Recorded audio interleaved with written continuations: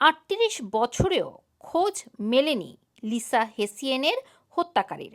হত্যাকারীর সন্ধান পেতে ব্রিটেনে ৫০,০০০ পাউন্ড পুরস্কার ঘোষণা করা হয়েছে। ১৯৮৪ সালের ৮ ডিসেম্বর ম্যানচেস্টারের লি এলাকায় ১৪ বছর বয়সী লিসা হেসিয়েনকে যৌন নিপীড়ন এবং শ্বাসরোধ করে হত্যা করা হয়।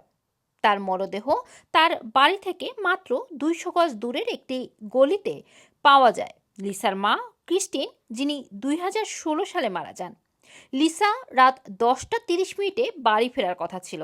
ফেরার সময় না হলে তিনি ১০টা ৪৫ মিনিটে মেয়েকে নিখোঁজ হিসেবে পুলিশের কাছে কল করে।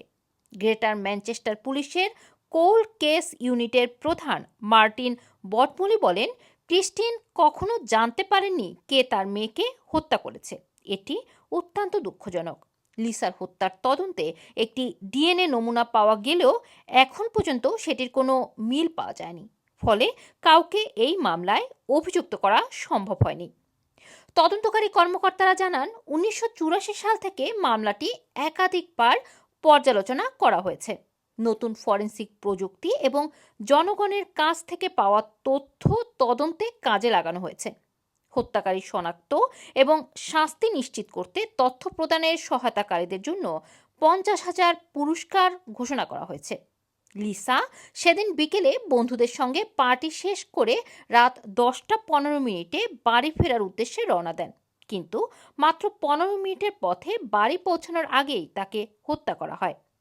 ২০০৫ সালে বিবিসি ক্রাইম ওয়াচে বিষয়টি তুলে ধরলে ২৭টি কল আসে।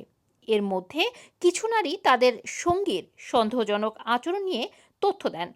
পুলিশ এখনও হত্যাকারীকে শনাক্ত করতে জনগণের সহায়তা চায়।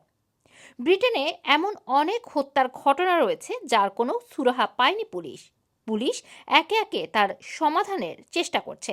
রুমানা রাখি, রানা টিভি, লন্ডন।